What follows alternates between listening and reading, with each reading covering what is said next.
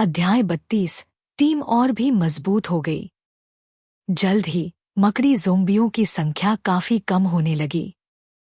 Fang हेंग और लियाओ बुफान पर भी दबाव धीरे धीरे कम होने लगा। लियाओ बुफान, हमारे पास कितना ईंधन बचा है? लियाओ बुफान ने अपने माथे से पसीने की मोटी बूंदें पोंछते हुए कहा। 9.3%। फैंग हेंग ने सिर हिलाया। यह काफी था। मकड़ी ज़ोंबियों का 3/4 हिस्सा मारा जा चुका था, इसलिए अब वे कोई खतरा नहीं थी। जब फैंग हेंग फ्लेमथ्रोअर का स्विच नियंत्रित कर रहा था, उसने गेम लॉग पर भी नजर डाली। गेम लॉग पहले ही अपडेट हो चुका था। सुझाव: खिलाड़ी ने मकड़ी ज़ोंबी को सफलतापूर्वक मार दिया है। खिलाड़ी को 23 सर्वाइवल पॉइंट प्राप्त हुए हैं। सुझाव: खिलाड़ी ने मकड़ी ज़ोंबी को सफलतापूर्वक मार दिया है। खिलाड़ी को 33 सर्वाइवल पॉइंट प्राप्त हुए हैं। सुझाव: खिलाड़ी को एक संपूर्ण विकास क्रिस्टल प्राप्त हुआ है।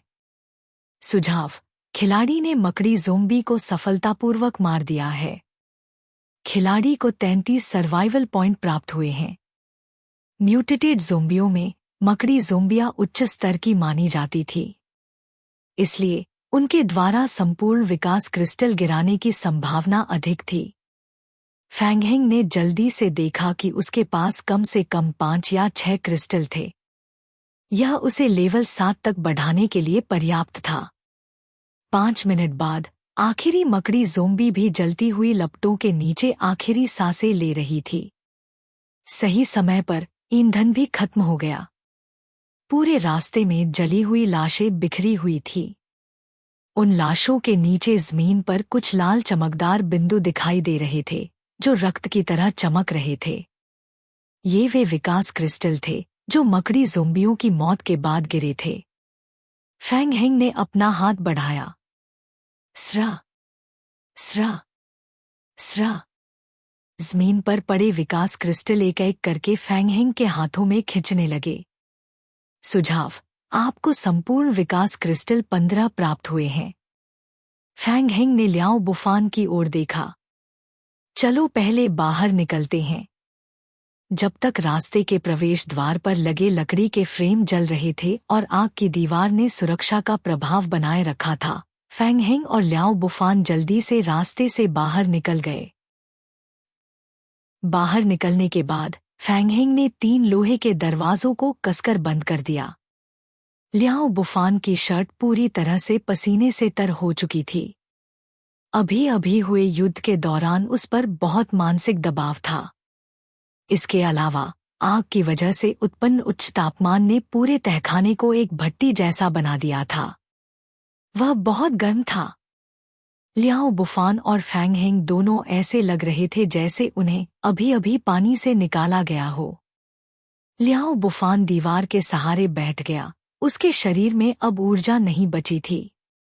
उसे ऐसा लगा जैसे वह अभी अभी मौत के दरवाजे से लौट कर आया हो। सौभाग्य से वह भाग्यशाली था। आह! लियाओ बुफान ने लंबी सांस ली। वह किसी सोच में डूब गया। बॉस, अब आप मुझे वेतन बढ़ाने के लिए कर्जदार हैं। जब फैंग हेंग ने दरवाजे अच्छी तरह बंद कर दिए तो वह लियाओ बुफान के पास बैठ गया। अब वह अंततः आराम कर सकता था। तुम सही कह रहे हो। फैंग हेंग ने अपने बैग से विकास क्रिस्टल के टुकड़े निकाले और उन्हें लियाओ बुफान की ओर बढ़ाया। क्या ये काफी हैं? क्रिस्टल के टुकड़े? इतने सारे? लियाओ बुफान की आंखें चमक उठीं जब उसने ये चमचमाते हुए विकास क्रिस्टल के टुकड़े देखे। काफी हैं, बॉस वाकई दरियादिल है। जो लियाओ बुफान पहले उदास था, वह अब तुरंत हंसने लगा। उसने फैंग हेंग से क्रिस्टल के टुकड़े लिए और उन्हें अपने हाथों में मसल दिया। लियाओ बुफान अब लेवल 4 पर पहुंच गया था। फैंग हेंग जमीन पर बैठा और गेम लॉग पढ़ने लगा। वह यह गणना करने लगा कि जेल के तहखाने को साफ करने से उसे कितना फायदा हुआ था। उसने 57 मकड़ी ज़ोंबियों को मारा और 17 संपूर्ण विकास क्रिस्टल प्राप्त किए। बुरा नहीं है। फैंग हेंग ने अपने हाथ में विकास क्रिस्टल पकड़े। धम! उसके हाथ से एक मोटी लाल आभा निकली और उसके शरीर में समा गई। धम! धम! कुछ समय के लिए रास्ते में क्रिस्टलों के टूटने की आवाजें गूंजने लगी। लियाओ बुफान फैंग हेंग को विकास क्रिस्टल की शक्ति को अवशोषित करते हुए देख रहा था और उसे जलन हो रही थी। देखो, वह लेवल अप करने लगा है। इस तरह के अंदाज से वह शायद लेवल 10 के करीब होगा, है ना? भले ही उसे जलन हो रही थी, लियाओ बुफान फिर भी संतुष्ट था। आखिरकार फैंग हेंग अपवाद था। उसने सोचा कि उसकी तुलना फैंग हेंग से क्यों करनी चाहिए। लियाओ बुफान सोच रहा था कि वह पहले ही लेवल 4 तक पहुंच चुका था। खेल के इस स्तर पर कितने खिलाड़ी लेवल 4 तक पहुंच सकते थे? वह भी एक टॉप प्लेयर था। अगर उसने फैंग हेंग से मुलाकात न की होती तो वह शायद अभी भी कहीं पेड़ की जड़ों को चबा रहा होता। लियाओ बुफान खुश था। उसने अपने बैग से 2 कैन बियर निकाली, एक फैंग हेंग को दी और खुद भी अपनी बियर पीने लगा। सुझाव: आपका पात्र लेवल 7 पर अपग्रेड हो गया है। सुझाव: आपकी talent skill splitting zombie clone के सशक्तिकरण के कारण आपको एक अतिरिक्त ज़ोंबी क्लोन 7 प्राप्त हुआ है। विकास क्रिस्टल की शक्ति को अवशोषित करने के बाद फैंग हेंग का लेवल सफलतापूर्वक 7 तक पहुंच गया। वह लेवल 8 से 1/4 दूर था। फैंग हेंग के पैरों के पास की सीमेंट की जमीन मुड़ने लगी। जमीन से एक लाल जादुई चिन्ह प्रकट हुआ। स्रा! अचानक जादुई चिन्ह से एक हरी भूरी बाँह बाहर निकली। ज़ोंबी क्लोन एक एक करके जादुई चिन्ह से बाहर आने लगे और फैंग हेंग के पीछे खड़े हो गए। कुल 7 थे। कुछ ही देर बाद जादुई चिन्ह गायब हो गया। फैंग हेंग ने अपना हाथ हिलाया और ज़ोंबियों को बाहर जाकर सामग्री इकट्ठा करने का आदेश दिया। वह जल्द ही बाकी के अनुभव अंकों को इकट्ठा करके लेवल 8 पर पहुंच जाएगा। अगर वह भाग्यशाली रहा तो वह आज ही लेवल 9 तक पहुंच सकता था, बशर्ते रास्ते में पर्याप्त मकड़ी ज़ोंबियां हों। यह सोचकर फैंग हेंग अचानक उत्साहित हो गया। क्या तुमने आराम कर लिया?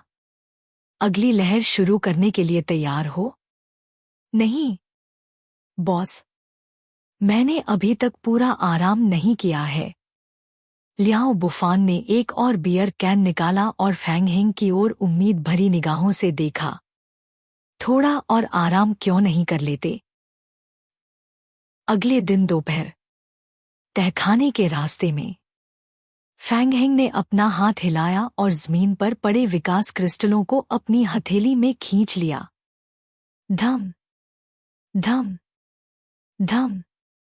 विकास क्रिस्टल एक के बाद एक फटने लगे।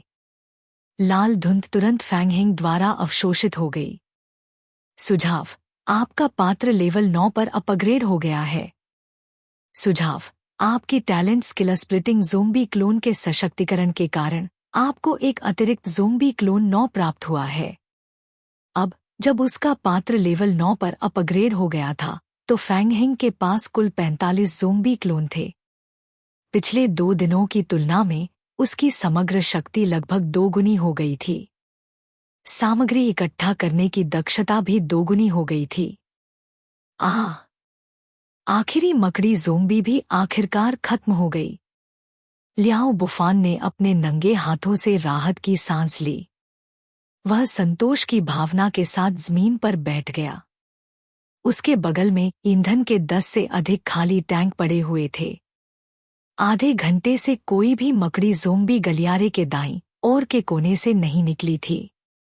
कल दोपहर और आज सुबह सहित फैंग हेंग और लियाओ बुफान ने तहखाने के रास्ते को 5 से 6 बार साफ किया था।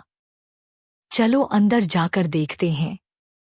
थोड़ा आराम करने के बाद उन्होंने नए ईंधन की बोतलें लोड की और आगे की खोज शुरू कर दी। फैंग हेंग ने फ्लेमथ्रोअर पकड़ा और आगे बढ़ा। वह सावधानी से कोने के चारों ओर चल रहा था और कुछ कदम आगे बढ़ा। उसके सामने एक मोड़ दिखाई दिया। यह मोड़ एक सीधा रास्ता था और एक और बाएं मुड़ने का रास्ता था। सामने का सीधा रास्ता 3 लोहे के दरवाजों से बंद था। लोहे की ग्रिल के बीच की दरार से फैंग हेंग ने अंदर झांका। तीनों लोहे के दरवाजों के पीछे एक सीढ़ी नीचे की ओर जाती हुई दिखाई दे रही थी। ऐसा लग रहा था कि नीचे एक और गहरा रास्ता था। इस जेल का तहखाना इतना गहरा क्यों है? लियाओ बुफान ने भी सीढ़ी को देखा और अपने होंठ चबाते हुए पूछा। फैंग हेंग ने भौहें चढ़ाई और धीरे से फुसफुसाया, यह अजीब है।